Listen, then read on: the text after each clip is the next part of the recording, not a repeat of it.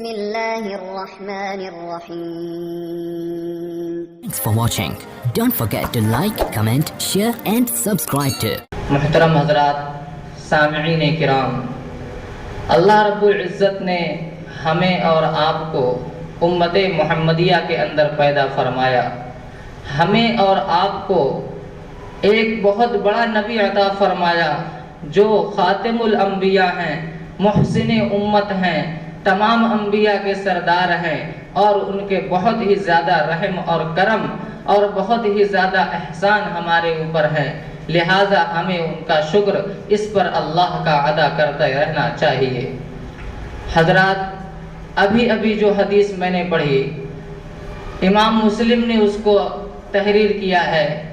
حضرت ابو سعید خدری رضی اللہ تعالیٰ عنہ سے نقل کیا ہے کہ وہ فرماتے ہیں کہ میں نے رسول اللہ صلی اللہ علیہ وسلم سے سنا کہ تم میں سے کوئی شخص اگر کوئی برائی ہوتی ہوئی دیکھے تو اس کو چاہیے کہ وہ اس برائی کو اپنے ہاتھ سے تبدیل کر دے، اور اگر اس کی طاقت نہ رکھتا ہو تو فرمایا کہ اس کو زبان سے تبدیل کر دے، اور فرمایا کہ اگر وہ اس کی بھی طاقت نہ رکھتا ہو برائی کے روکنے کے تو کم سے کم وہ اپنے دل کے اندر اس بات کو برا سمجھے کہ یہ جو کام ہو رہا ہے یہ صحیح نہیں ہو رہا ہے.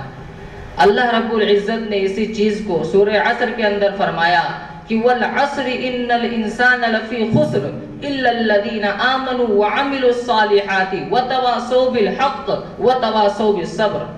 اللہ رب العزت نے اس میں ایک عام قاعدہ بیان فرمایا کہ تمام کے تمام انسان خسارے میں ہیں. خسارے سے بچنے کے لیے 4 کام بتایا گیا کہ جو شخص یہ 4 کام نہیں کرتا ہے وہ ضرور بالضرور خسارے میں ہے. اللہ نے قسم کھا کے کہا وہ 4 کام کیا ہیں؟ پہلا کام ہے کہ ایمان لانا. آدمی ایمان لائے گا تب خسارے سے بچے گا. دوسرا کام بتایا گیا کہ نیک اعمال کرنا. آدمی نیک اعمال کرے گا تب خسارے سے بچے گا. تیسرا کام بتایا گیا کہ حق بات کی وصیت اور ہر بات کی نصیحت کرنا.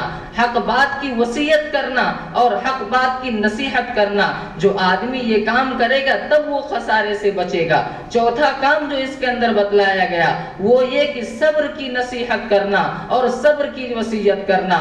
جو آدمی یہ 4 کام کرے گا وہی خسارے سے بچے گا. صرف گویا کہ صرف ایمان لانا اور نیک اعمال کرنا یہ خسارے سے بچنے کے لیے کافی نہیں ہے، بلکہ حق بات کی وصیت کرنا. حق سے مراد فرض نمازوں کی تلقین کرنا اور نمازوں کی طرف لوگوں کو بلانا، یہ حق کا مطلب ہوا. اور صبر کا مطلب ہوا کہ لوگوں کو صبر کی تلقین کرنا اور صبر کی نصیحت کرنا. گویا کہ دونوں چیزیں ایمان کے لیے ضروری ہیں. 4 چیزیں خسارے سے بچنے کے لیے ہیں. انسان 2 کرتا ہے اور وہ سمجھتا ہے کہ ہم خسارے سے بچے ہوئے ہیں. اسی آیت سے امر بالمعروف اور نہی عن المنکر کا ثبوت ہوتا ہے کہ حق بات کی وصیت کرنا اور صبر کی وصیت کرنا یہ ہر مسلمان کے لیے ضروری عمل ہے. جس طرح سے نماز فرض عین ہے اسی طریقے سے یہ عمل ہمارے اور آپ کے لیے فرض عین کا درجہ رکھتا ہے.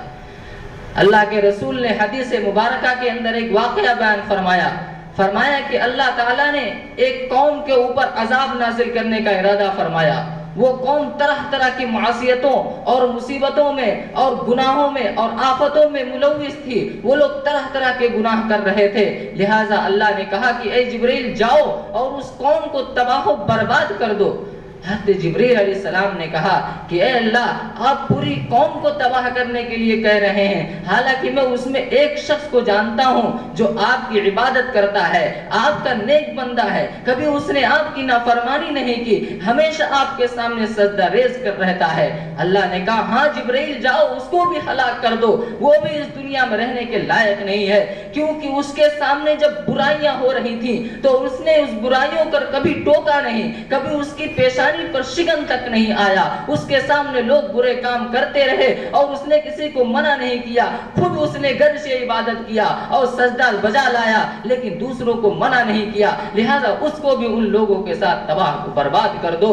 اللہ نے قرآن کریم میں فرمایا وَاتَّقُوا فِتْنَةً لَا تُصِيبَنَّ الَّذِينَ ظَلَمُوا مِنْكُمْ خَاصَّةً. ڈرو اس دن کے عذاب سے جو صرف ان لوگوں کو نہیں پکڑے گی جو عذاب میں مبتلا تھے، بلکہ ان لوگوں کو بھی وہ عذاب پکڑے گی جو گناہگار تھے۔ یعنی کہ گنہگاروں کو ہی صرف عذاب نہیں آئے گا بلکہ بے گناہوں کو بھی عذاب اپنے لپیٹ میں لے لے گا۔ ہماری زبان میں کہتے ہیں کہ گیہوں کے ساتھ گھن بھی پیس جایا کرتے ہیں۔ اسی وجہ سے حضرات منکرات کو روکنا بہت ضروری عمل ہے ہمارے اور آپ کے لیے۔ اگر ہم کہیں برائی ہوتی ہوئی دیکھیں تو ہمارا اور آپ کا روکنا اس برائی کو اور ٹوکنا اس برائی پر، اور کم سے کم اپنے آپ میں اپنے دل کے اندر اس کے لیے برائی پیدا کرنا، اپنے دل کے اندر اس کو برا سمجھنا، یہ ہمارے اور آپ کے لیے ضروری ہے۔ اسی وجہ سے سارے جہاں کے سرتاج امام الانبیاء جناب محمد رسول اللہ صلی اللہ علیہ وسلم نے بیان فرمایا کہ منکرات کو روکنے کے 3 درجات بیان فرمائے۔ پہلا درجہ جو آقا نے بیان فرمایا حدیث کے اندر وہ یہ ہے کہ اگر ہم میں سے کوئی شخص کہیں پر برائی ہوتی ہوئی دیکھے تو اس کو چاہیے کہ ہاتھ سے روکے۔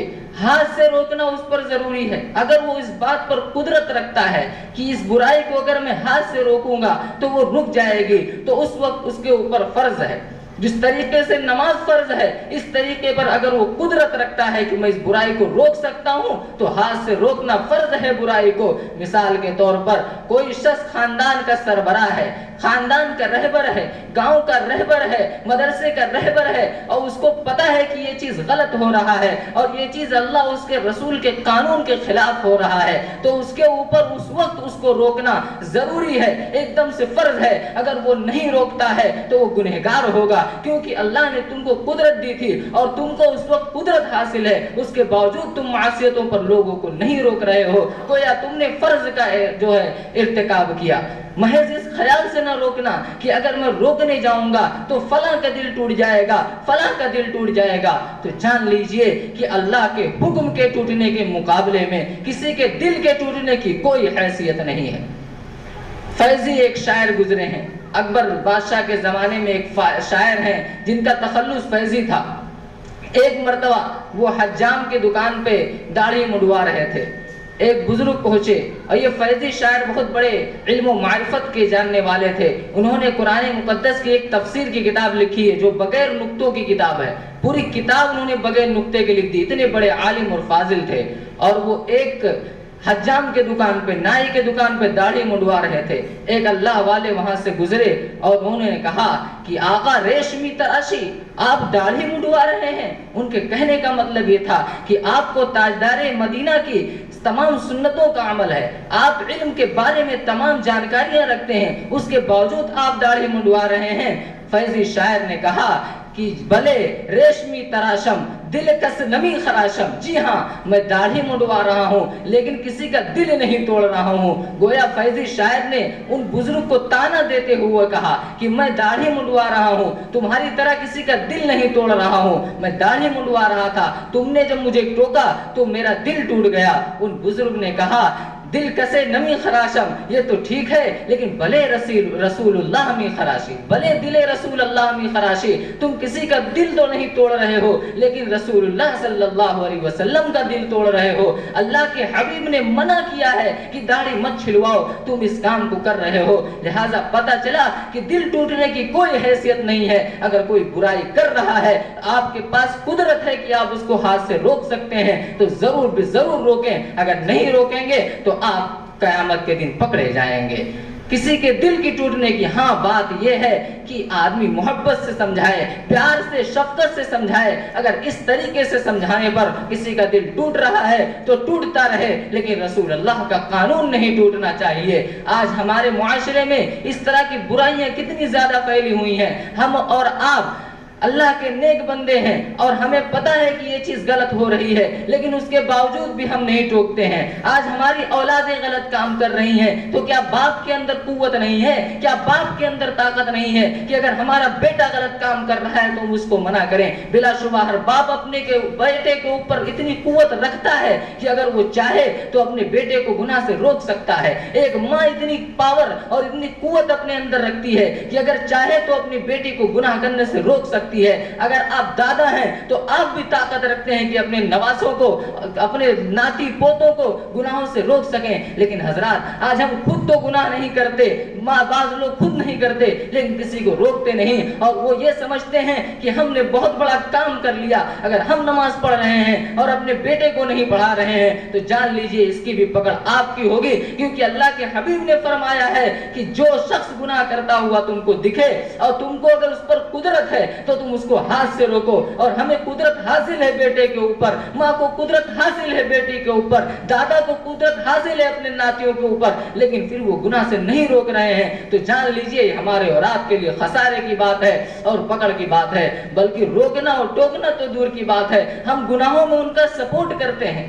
بچہ پیدا ہوتا ہے, آپ غور کریں, بچہ پیدا ہوتا ہے, مائیں اور باپ اس کو بہلانے کے لیے طرح طرح کے کھلونے لا کر دیتے ہیں. آج کل تو ایسے ایسے کھلونے بن گئے ہیں کہ بچپن ہی سے ان کو جو ہے تیار کیا جاتا ہے گناہوں کے لیے. ایک چھوٹا سا موبائل نکلا ہے جو بچوں کو لا کے دیا جاتا ہے, جب وہ بٹن ٹیپتا ہے تو اس میں سے گانے کی آواز آنے لگتی ہے. بتائیے جب آپ شروع ہی سے بچے کو گانے کی ٹریننگ دیں گے تو آگے چل کے کیسے ولی اللہ بنے گا, کیسے آپ کا فرما بردار بیٹا بنے گا. آپ خود اس کے لیے اس طرح کی تباہیاں لا کر دیتے ہیں اور اس سے امید کرتے ہیں کہ آگے چل کے ہمارا پیارا بیٹا بنے گا, ہمارا مخلص بیٹا بنے گا. یہ کون سی عقل کی بات ہوئی. تھوڑا سا جب چلنے لگتا ہے تو سائیکل بھی ایسی ایسی نکل گئی ہے جس میں بٹن ٹیپتے ہی گانا بجنے لگتا ہے, اور اسی طریقے کے سائیکل کو بھی ہم لا کر اپنے بچوں کو دیتے ہیں. اس کے بعد سمجھتے ہیں کہ یہ گناہ سے رک جائے گا. مائیں کھانا بنانے جاتی ہیں تو اپنے بچوں کو موبائل دے کر چلی جاتی ہیں کہ بیٹا تم دیکھتے رہو, میں کھانا بنا لوں تب تک. یہ کون سا خاموش کرنے کا طریقہ ہوا. ظاہر سی بات ہے کہ ہم اور آپ خود رسول اللہ کے قانون کو توڑ رہے ہیں, ہم اور آپ اپنے بچے کو خود گناہ کے دلدل میں پھینک رہے ہیں. اس کے بعد جب بڑے ہو جاتے ہیں اور غلط کام کرنے لگتے ہیں تو واہ والا مچاتے ہیں اور جا کے کہتے ہیں کہ فلاں صاحب کو تعویذ بنا دیجئے, ہمارا بچہ ہمارے کنٹرول میں نہیں رہا, ہمارا بچہ بگڑ رہا ہے. ہم نے غور نہیں کیا کہ آخر اس بگڑنے کی وجہ کیا ہے. ہمیں اس پر قدرت حاصل تھی. اگر ہم رسول اللہ کے فرمان کو مانتے اور اس کو ہاتھ سے منع کرتے کہ تو نے کیوں اس چیز کو کیا, تو آج ہمیں یہ دن نہیں دیکھنا پڑتا. ہمیں رسول اللہ کے فرمان کو چھوڑ دیا, ہم نے قدرت رکھنے کے باوجود اس کو نہیں روکا. لہٰذا حضرات ہمیں اور آپ کو اس پر غور کرنا چاہیے کہ ہمیں اگر جس پر قدرت حاصل ہے, اگر ہمارا بیٹا موبائل چلا رہا ہے اور اس کے اندر غلط تصویریں دیکھتا ہے, غلط فلمیں دیکھتا ہے, تو باپ ہونے کی حیثیت سے اس کو کھینچ کے لگائیے اور کہیے کہ دوبارہ تو یہ کام کرتا ہوا نہ دیکھوں. اگر نماز نہیں پڑھ رہا ہے اس کو لگائیے اپنے ہاتھ سے کس کے اور کہیے دوبارہ تو مسجد میں دکھنا چاہیے. غلط کام کرنے سے اس کو روکیے. آپ پر فرض ہے, آپ پر واجب ہے. اگر آپ اکیلے نماز پڑھ رہے ہیں, آپ کا بیٹا نماز نہیں پڑھ رہا ہے, تو یہ جانیے کہ اس کا وبال جو نہیں پڑھ رہا ہے اس کا آپ کے اوپر جائے گا. آپ اس سے بچ نہیں پائیں گے, اللہ کے یہاں آپ کی پکڑ ہوگی. اس لیے ہمیں اور آپ کو سوچنا چاہیے. اللہ کے حبیب نے پہلا جو منکرات کے روکنے کا طریقہ بتلایا وہ یہ ہے کہ برائی کو دیکھیے تو سب سے پہلے اس کو ہاتھ سے روکیے. ہاتھ سے روکنے کا یہ مطلب ہے کہ ٹی وی لگا ہوا ہے, دیکھ رہے ہیں, اٹھا کے پٹک دیجئے. ملا علی قاری رحمۃ اللہ علیہ نے لکھا کہ منکرات کو ہاتھ سے روکنے کا مطلب یہ ہے کہ اگر آپ کی بیوی ٹی وی دیکھ رہی ہے, بچے ٹی وی دیکھ رہے ہیں اور نہیں مان رہے ہیں, تو آپ اٹھا کے ٹی وی پٹک ڈالیے, توڑ دیجئے اس ٹی وی کو. موبائل دیکھ رہا ہے, نماز چھوڑ دیا, نہیں پڑھ رہا ہے, آپ کو قدرت حاصل ہے, آپ اٹھا کے موبائل توڑ دیجئے. اگر آج آپ نہیں توڑیں گے تو قیامت کے دن آپ کی پکڑ ہوگی.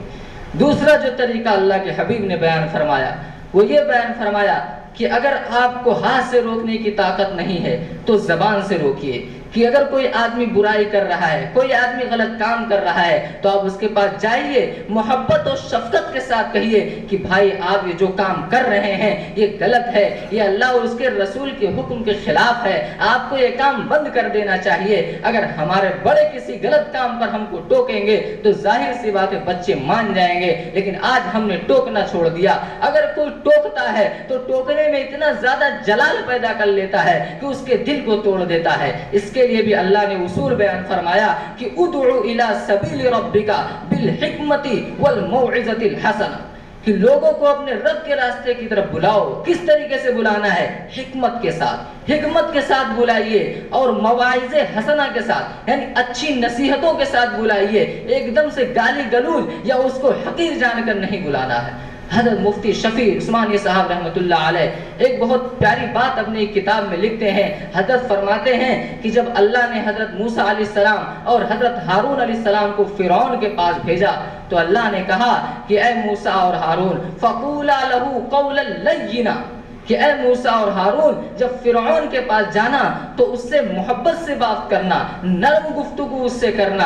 آگے مفتی صاحب فرماتے ہیں کہ بتائیے کہ پھر اللہ کو پتا ہے کہ فرعون اتنا بڑا ظالم شخص ہے، وہ بات کو ماننے والا نہیں ہے، بات کو تسلیم کرنے والا نہیں ہے، ہٹ دھرم ہے. اس کے جب سلسلے میں اللہ فرما رہے ہیں کہ جب تم ان کے پاس جانا تو نرم بات کرنا، تو بھلا ہمارے لیے کیسے گنجائش ہو سکتی ہے کہ ہم کسی کو جب سمجھائیں تو سخت کلامی کے ذریعے سمجھائیں، غلط بیانی کے ذریعے سمجھائیں.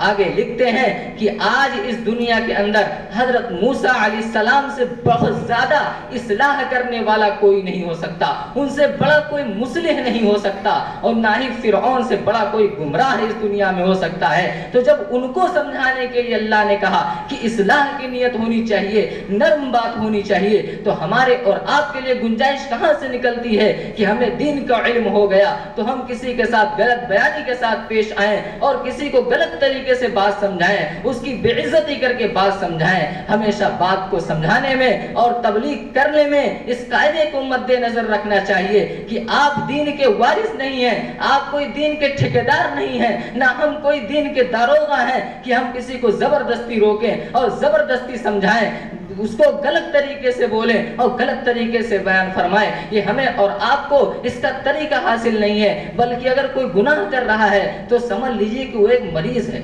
جس طرح سے مریض ڈاکٹر کے پاس جاتا ہے اور ڈاکٹر اس پر شفقت کرتا ہے اور شفقت سے اس کا علاج کرتا ہے، ڈاکٹر یہ نہیں کہتا ہے کہ تو بیمار کیوں ہو گیا، تجھے بیمار ہونے کی کیا ضرورت تھی، بلکہ اس کو شفقت کرتا ہے اور اس کو شفقت کے ساتھ سمجھاتا ہے اور اس کو دوا اور اس کا علاج کرتا ہے. یہ ہمارے محسن انسانیت نے، ہمارے اور آپ کے آقا نے ہمیں پیغام دیا ہے، یہ ہم کو طریقہ بتلایا ہے کہ اگر کوئی گناہ آپ دیکھیں، آپ کو ہاتھ سے روکنے کی قوت نہیں ہے تو زبان سے اس طرح سے روکیں، اصلاح کی نیت رکھتے ہوئے ٹوکیں.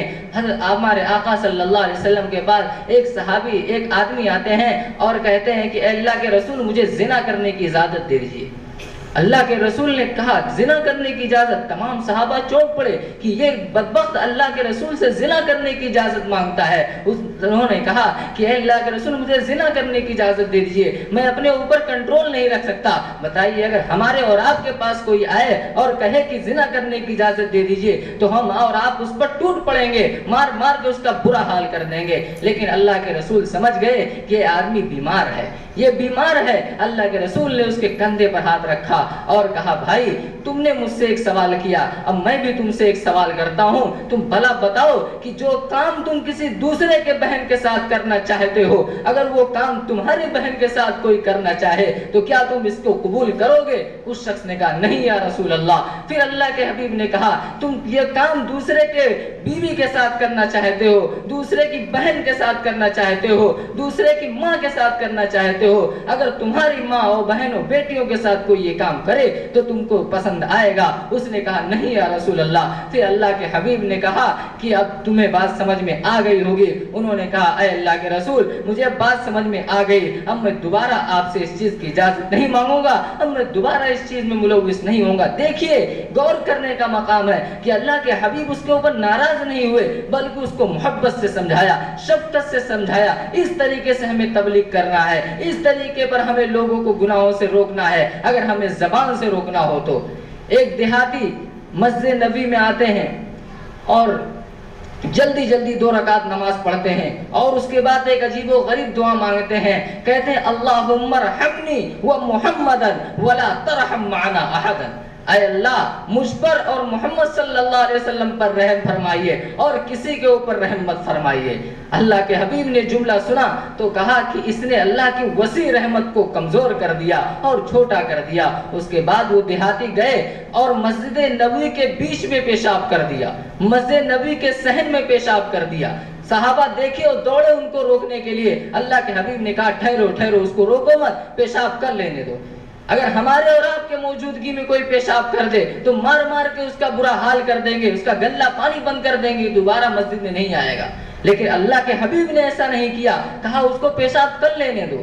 جب وہ پیشاب کر چکے تو اللہ کے حبیب نے ان کو بلایا اور محبت سے بٹھایا اور کہا کہ بھائی یہ مسجد اللہ کا گھر ہے، مسجد عبادت کے لیے بنائی جاتی ہے، یہاں پر لوگ اللہ کی عبادت کرتے ہیں، اب اگر تم اس کو پلید کرو گے، اس کو گندا کرو گے تو بتائیے رب کتنا نیک ہے، رب کتنا بابزرگ ہے۔ اس بزرگ کے سامنے جب لوگ سجدہ کریں گے تو تمہارے پیشاب پر سجدہ کریں گے، بھلا ان کی نماز ہوگی؟ ان کو بات سمجھ میں آ گئی۔ اس طریقے سے اللہ کے حبیب نے ان بیماریوں کا علاج کیا، اور آج ہمیں آپ کو اسی چیز کو سیکھنا ہے کہ اگر ہمارے سامنے کوئی برائی ہو تو جب زبان سے روکنے کی بات آئے تو اسی طریقے کے شفقت کو ہمیں اپنے اندر لانا ہے۔ اب کوئی آدمی یہ کہے کہ لاتوں کے بھوت باتوں سے نہیں مانتے تو جان لیجئے کہ اگر آپ محبت سے سمجھا رہے ہیں، شفقت کے ساتھ سمجھا رہے ہیں، وہ مانے یا نہ مانے، آپ کا صرف کام ہے سمجھا دینا۔ ایک مرتبہ نہ سمجھے پھر سمجھائیے، سمجھاتے رہیے۔ آپ کے اوپر صرف سمجھانا فرض ہے،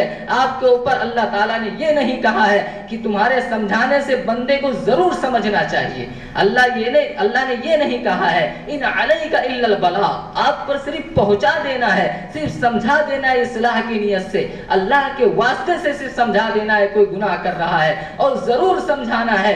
زبان سے روکنے کی اور ٹوکنے کی قوت انسان کے پاس ہر وقت رہا کرتی ہے، اسی وجہ سے ہمیں اور آپ کو صرف سمجھانا ہے اور بتانا ہے تاکہ اللہ کے ہماری پکڑ نہ ہو۔ اسی طریقے کا واقعہ قرآن کریم میں ذکر کیا گیا ہے۔ ایک قوم تھی، اس کے اوپر اللہ نے عذاب نازل کرنے کا ارادہ کر لیا، اور یہ تھا کہ ان کے اوپر عذاب نازل ہو ہی جائے گا۔ دو بزرگ تھے، وہ لوگ پھر بھی اس قوم کے لوگوں کو سمجھا رہے تھے جن پر عذاب نازل ہونے والا تھا کہ بھائی اللہ کی طرف آ جاؤ، اللہ کی مان لو، اللہ کے بن جاؤ۔ کسی نے ان سے کہا، ان دونوں لوگوں سے کہا کہ اب ان کو سمجھانے کی کیا فائدہ، اب ان کو سمجھا کہ کیا کریں گے آپ، جب اللہ نے فیصلہ کر ہی لیا ہے کہ ان کے اوپر عذاب نازل کرنا ہے تو پھر سمجھانے کا کیا فائدہ۔ ان حضرات نے بڑی پیاری بات بیان فرمایا کہ میں ان کو اس وجہ سے سمجھا رہا ہوں کہ کل جب قیامت کے دن اللہ کے سامنے پیشی ہو تو ہم یہ کہہ سکیں کہ اے رب العالمین، ہم نے ان کو سمجھایا تھا، ہم نے ان کو بتلایا تھا، ہماری پکڑ نہ ہو، یہ گناہ میں ملوث ہوتے رہیں، ہمارا کام ہے پہنچا دینا اور ان کا کام ہے عمل کرنا۔ اس وجہ سے تبلیغ کرنے میں یا کسی کو سمجھانے میں ہمیں سخت لہجہ نہیں اپنانا ہے، اس کے تئیں اپنے دل میں کذب، بغض اور حسد نہیں پیدا کرنا ہے۔ اگر کوئی آدمی برائی کر رہا ہے، محبت کے ساتھ سائڈ میں لے جا کر اس کو سمجھا دینا ہے، کھلے عام اس کو رسوا نہیں کرنا ہے۔ اگر آپ کو میرے اندر کوئی برائی دکھے، میری باتوں میں کچھ غلط دکھائی دے، آپ جب میں کمرے میں جاؤں وہاں پہ آئیں اور محبت کے ساتھ، اصلاح کے ساتھ، شفقت کی نیت رکھتے ہوئے مجھ کو سمجھائیں کہ آپ نے یہ بات غلط کہی، آپ نے یہ بات غلط بولی۔ اب اس چیز کو لے جا کر باہر فساد کے طریقے پر، اور جب ہم اپنی مجلسوں میں بیٹھے اس وقت اس کو سر عام اچھالنا، یہ ہمارے رسول اور اللہ کے حبیب کی تعلیم نہیں ہے، یہ اللہ کے رسول کی تعلیم کا خلاف ہے۔ تیسرا درجہ جو بیان فرمایا کہ اگر تمہیں ہاتھ سے روکنے کی بھی طاقت نہیں ہے اور زبان سے بھی روکنے کی طاقت نہیں ہے تو کم سے کم اتنا تو کر سکتے ہو کہ دل کے اندر اس برائی کو بدل دو، یعنی دل کے اندر اس کے تحت برا سمجھو۔ آپ یہ تصور کریں کہ یہ جو کام ہو رہا ہے یہ غلط ہو رہا ہے، اپنے دل میں ایک بے چینی پیدا کریں۔ حضرت مولانا قاسم نانوتوی رحمۃ اللہ علیہ فرماتے ہیں کہ اگر کوئی آدمی برائی ہوتی ہوئی دیکھے تو وہ اس طرح سے بے چین ہو جائے، اس طریقے سے بے چین ہو جائے کہ جس طرح آدمی کے اندر پیٹ میں درد ہوتا ہے اور جب تک وہ درد آرام نہیں ہوتا ہے، جب تک اس کو چین نہیں آتا ہے، اسی طریقے پر اگر کوئی آدمی گناہ کر رہا ہے، غلط کام میں ملوث ہے، دیکھ رہے ہیں کہ عورتیں بے پردہ بیٹھی ہوئی ہیں، تو اگر آپ بول نہیں سکتے، ٹوک نہیں سکتے تو کم سے کم اپنے دل میں اس طرح کی گھٹن رکھیں اور اس طرح کا درد پیدا کریں کہ ہمیں احساس رہے کہ ہاں یہ غلط کام ہو رہا ہے۔ جب آدمی اس طرح کا احساس اپنے اندر رکھے گا تو ظاہر سی بات ہے ایک نہ ایک دن اللہ تعالیٰ اس کا راستہ پیدا فرما دیں گے، لیکن اتنا زیادہ اپنے اندر گھٹن رکھنا ہے اور اتنی زیادہ اس کے لیے بے چینی پیدا کرنی ہے۔ آدمی دیکھتا ہے، اب یہاں پہ ایک اشکال پیدا ہو سکتا ہے کہ بولنے کی طاقت تو انسان کے پاس ہر وقت رہتی ہے، بولنے کی طاقت تو ہر وقت رہ سکتی ہے، پھر دل سے برا سمجھنا کیا بات ہے؟ آدمی جب چاہے جب محبت کے ساتھ سمجھا سکتا ہے۔ تو ایک بات یاد رکھیے کہ کبھی کبھار ایسا ہوتا ہے کہ کوئی آدمی گناہ میں ملوث ہے، آپ نے دیکھا کہ یہ سنت کے خلاف کام کر رہا ہے، اب آپ گرچہ اس کو محبت و شفقت کے ساتھ جا کر سمجھائیں گے اور کہیں گے بھائی یہ غلط ہے، لیکن ہو سکتا ہے کہ اس وقت وہ آدمی آپ کی بات سننے کے بجائے، آپ کی بات ماننے کے بجائے اور زیادہ گناہ میں ملوث ہو جائے۔ اور بعض لوگ ہوتے ہیں اس طرح کے خیال کے کہ وہ آپ کے سمجھانے کی وجہ سے اپنے اندر ایسا چڑ پیدا کر لیں گے اور زیادہ گناہ کے اندر ملوث ہو جائیں گے، تو وہ سنت کا اس وقت انکار کر بیٹھیں گے اور وہ کفر تک پہنچ جائیں گے۔ تو ایسے موقع پر آدمی کو خاموش رہنا چاہیے اور خاموش رہ کر صرف دل میں اس کے لیے بے قراری پیدا ہونی چاہیے۔ آج ہمارے اور آپ کے اندر یہ بے قراری نہیں پائی جاتی ہے۔ ہم اور آپ گناہوں کو دیکھتے ہیں، ہم میں سے ہر شخص اپنا مشاہدہ کر سکتا ہے کہ ہمارے سامنے بہت سارے گناہ ہوتے ہیں، ہمارے بیٹے بہت گانا سنتے ہیں، ہماری عورتیں بہت فلمیں دیکھتی ہیں اور معاشرے میں بہت بے پردگی ہے، لیکن بھلا بتائیے کہ کیا ہمارے دل میں کبھی ایک خیال پیدا ہوا کہ آیا یہ جو کام ہو رہا ہے یہ غلط ہو رہا ہے؟ کبھی ہمیں یہ گھٹن محسوس ہوئی کہ جو کام ہو رہا ہے یہ غلط ہو رہا ہے؟ ہم نے کبھی اس چیز پر غور نہیں کیا، ہم نے کبھی اس چیز کو سوچا ہی نہیں۔ ہمارے اور آپ کے آقا تاجدار مدینہ صلی اللہ علیہ وسلم کے گھٹن کو دیکھیے کہ ایسے وقت مکہ میں آپ نبی بنائے گئے، ایسے وقت آپ مبعوث ہوئے جب کفر کا پورا طوفان مکہ میں منڈلا رہا تھا، زناکاری، بدکاری، عیاری، مکاری، فواحش، نہایت ہی غلط کام عام تھے۔ ایسے وقت میں آپ تشریف لائے، 3 سال آپ نے تبلیغ نہیں کیا۔ سب سے پہلے آپ غار حرا میں جاتے تھے اور وہاں پہ بیٹھ کر اللہ کو یاد کرتے تھے اور معاشرے کی برائیوں کو دیکھ کر اپنے اندر کڑھن پیدا کرتے تھے، بے چینی پیدا کرتے تھے۔ اس کے بعد جب آپ نے کڑھن اور بے چینی پیدا کیا اور 3 سال کے بعد جب آپ نے تبلیغ کرنا شروع کیا تو آج نتیجہ ہمارے اور آپ کے سامنے ہے۔ پورے ملک میں انقلاب برپا کر دیا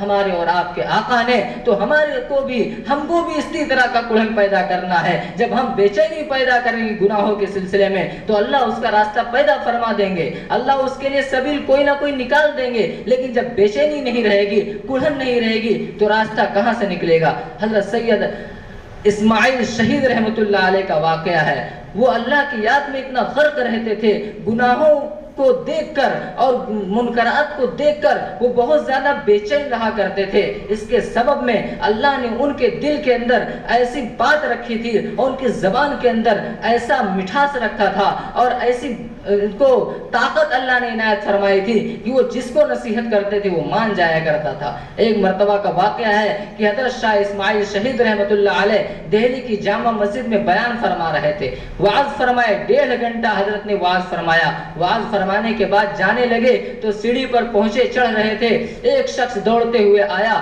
اور کہا کہ اسماعیل شہید کا بیان ختم ہو گیا؟ انہوں نے کہا کہ جی ہاں ختم ہو گیا۔ اس کو نہیں پتا تھا کہ یہ شاہ اسماعیل شہید ہیں۔ حضرت شاہ اسماعیل شہید نے کہا جی ہاں بیان ختم ہو چکا ہے۔ انہوں نے کہا میں بڑی دور سے آ رہا ہوں، سوچا تھا کہ آؤں گا اور حضرت شاہ صاحب کا بیان سنوں گا، لیکن افسوس کہ حضرت شاہ صاحب کا بیان ختم ہو چکا ہے۔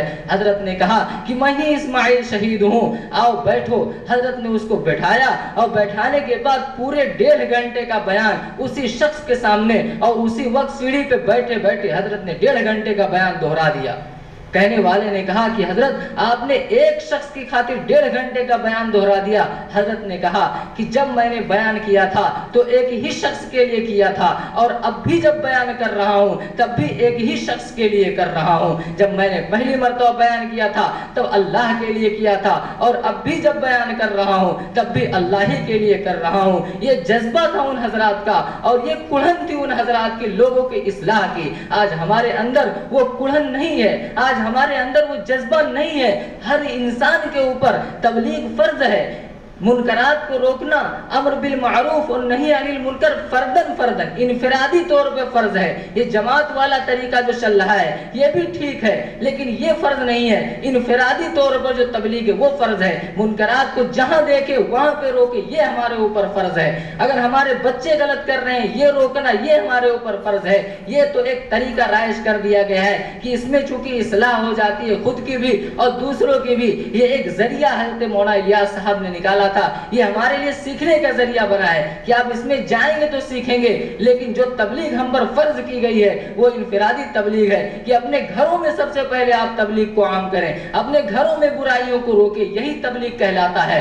ضروری نہیں کہ آپ 3 دن 4 مہینہ جو لگاتے یہی لگائیں، نہیں، آپ سب سے پہلے اپنے اندر وہ کڑھن پیدا کریں، وہ درد پیدا کریں، منکرات کو روکیں۔ اللہ کے حبیب نے جس طرح فرمایا اگر ہاتھ سے روکنے کی قوت ہے تو ہاتھ سے روکیں، ہاتھ سے نہیں روک سکتے زبان سے روکیں، اور کم سے کم اتنا تو ہم کر سکتے ہیں کہ اگر کوئی برائی ہمیں اور آپ کو دکھے تو اس کو اپنے دل کے اندر برا سمجھیں، اپنے دل کے اندر اس کو بدل لیں اور اس کو اصلاح کی فکر کریں اور اللہ سے دعا کریں۔ انشاءاللہ ہمارا اور آپ کا معاشرہ درست ہو جائے گا، ہمارے اور آپ کے گھر درست ہو جائیں گے، ہمارے گھر سے برائیاں نکل جائیں گی۔ لیکن سوچنا چاہیے کہ ہم باپ ہونے کے باوجود، دادا نانا ہونے کے باوجود، قدرت رکھنے کے باوجود برائیوں کو نہیں ٹوکتے ہیں، تو یاد رکھیے اگر ہمارا عمل ایسے ہی چلتا رہا تو ہم بھی عذاب میں داخل ہو جائیں گے اور اللہ کے یہاں ہماری بھی پکڑ ہوگی۔ آپ کتنوں تہجد کے پابند بن جائیں، کتنا بھی عبادت گزار بن جائیں، ہم کتنے بھی پڑھ لکھ کے عالم بن جائیں، کوئی فائدہ نہیں ہے جب تک کہ ہمارے اندر اصلاح کی فکر نہ ہو، جب تک کہ ہمارے اندر لوگوں کے برائیوں کے تئیں نفرت نہ آئے، لوگوں کے برائیوں کو جب تک ہم برا نہ سمجھیں۔ اللہ رب العزت ہماری اور آپ کی حفاظت فرمائے، آمین۔ وما علینا الا البلاغ۔